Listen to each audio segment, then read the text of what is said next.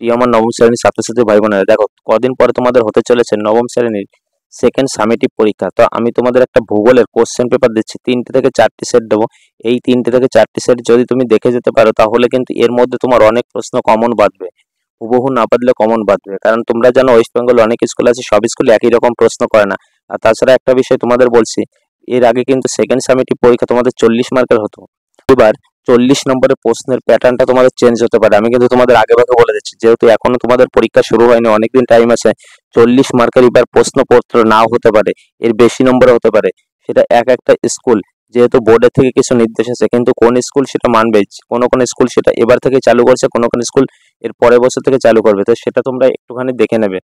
তো যতদূর সম্ভব ওভারঅল স্কুলে কিন্তু এবার 40 মার্কের সেকেন্ড ইউনিট হবে না, সেকেন্ড সামেটিভ পরীক্ষাটা হবে না। এটা কিন্তু 40 মার্কের থেকে বেশিই হবে নম্বরটা, তোমাদের স্কুলে বলে দেবে যদি সেটা করা হয়। তো দেখো আমি তোমাদের 3টে থেকে 4টি সেট দেবো, ভূগোলের কোশ্চেন সেই রকম দেখে যাও। তোমরা বড় প্রশ্নগুলো সম্পূর্ণ হুবহু তার মধ্যে কমন হবে, শর্টগুলো দেখে যাবে, দেখবে কিছু কিছু কমন পেয়ে যাবে। দেখো এখানে দ্রাঘিমার সর্বাধিক মান কত।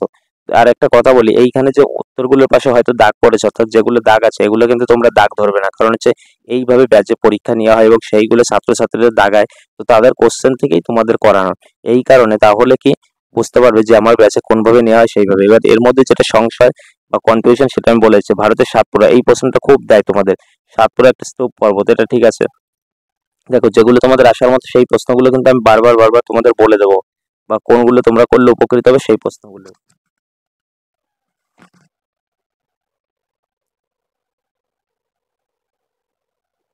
দেখো তোমরা প্রশ্নটা দেখো। দেখো এই যে যেটা আছে না, পশ্চিমবঙ্গের সর্বোচ্চ শৃঙ্গের নাম কি? সান্দাকফু। এটা তোমাদের পরীক্ষায় খুব দেয়, তোমরা দেখে যাও প্রশ্নগুলো একটু। দেখো এই ঊর্ধ্ববঙ্গ আর অধোবঙ্গটা পরীক্ষায় খুব থাকে। দুটি পর্বতের মাঝে যখন নিচু থাকে, নিচুটাকে বলা হয়, পর্বত যদি এইরকম হয় এর মাঝে নিচু এইরকম, তার মানে এই জায়গাটা কি বলা হচ্ছে? ঊর্ধ্ববঙ্গ বলা হচ্ছে।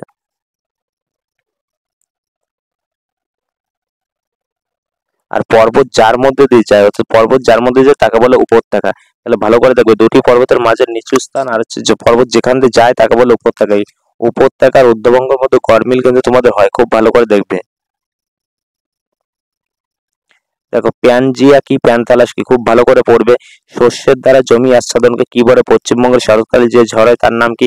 আশা করি তোমরা এই সব প্রশ্ন পারবে, কারণ হচ্ছে আমি আমার ব্যাচে যেহেতু এইগুলো নোট আকারে লিখিয়েছি, তোমাদেরও হয়তো এইগুলো কোনো কোনো টিচারের নোট আকারে লিখিয়েছে অথবা তোমাদের বইতে তোমরা পড়েছো। দেখো মহাবৃত্ত রেখা কাকে বলা? এটা কিন্তু নিরক্ষরেখা হবে। লোয়েশ কথার অর্থ কি? লোয়েশ কথার অর্থ হচ্ছে স্থানচ্যুত বস্তু। তার মানে কি? এইভাবে তোমরা মনে রাখবে, যে কোনো প্রশ্নটাকে ভাঙা শিখবে কিভাবে।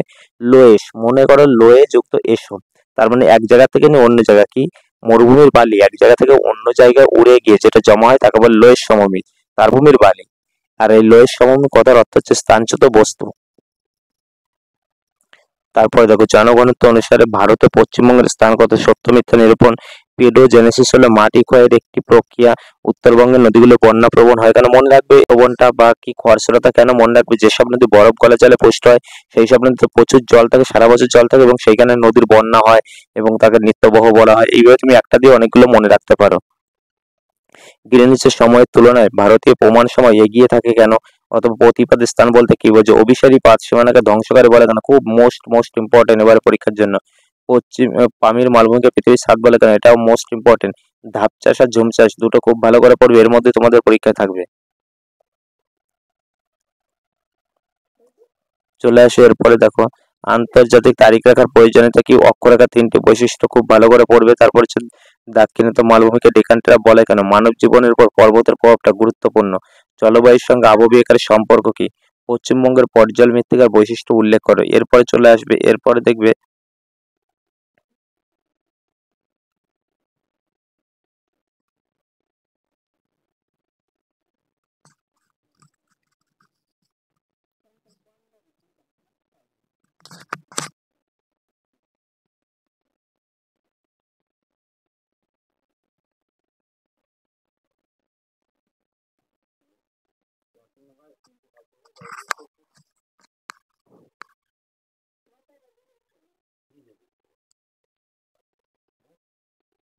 দেখো বন্ধুরা, এই তোমাদের আরেকটা সেট দিচ্ছি এই একই প্যাটার্নের একই রকমের। তো এই সেটটাও দেখো তোমরা দাগানিগুলো যে সবগুলোই সঠিক উত্তর হবে তার কিন্তু কোনো মানে নেই।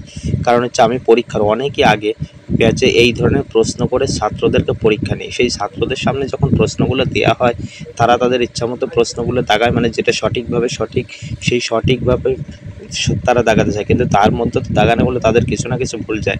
তো হয়তো সেই দাগানোগুলো এমন কিছু আছে যেগুলো ভুল পড়ে গেছে।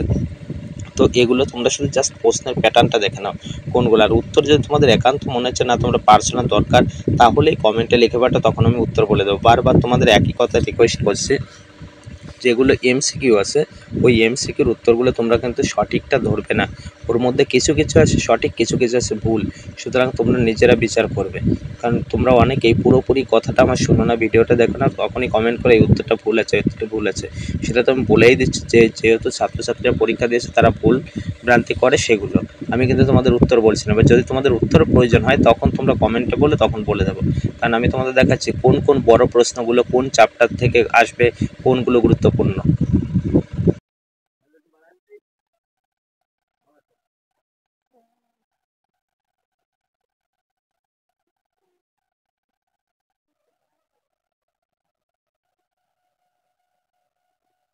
এবার দেখো এই আরেকটা সেট, এই সেটের উত্তরগুলো তোমরা দেখে নাও। সে একইভাবে বারবার বলছি উত্তরগুলো সঠিক, তোমরা কিন্তু সবগুলো ধরবে না, এর মধ্যে কিছু সঠিক আছে কিছু ঠিক আছে।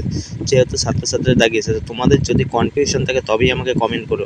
আর তোমরা আমি আশা করি তোমরা সারা বছরে পড়েছো, ভালো পড়েছো, তোমরা পারো।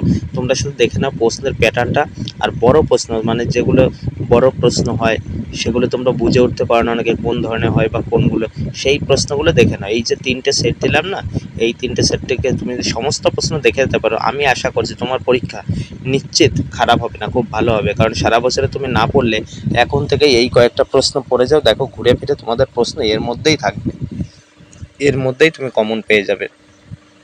তো দেখো এক কথায় প্রকাশ, যেখানে আইএসটি এটা কি, এটা প্রত্যেকে জানে, কিন্তু ইন্ডিয়ান স্ট্যান্ডার্ড টাইম পুরো নামটা।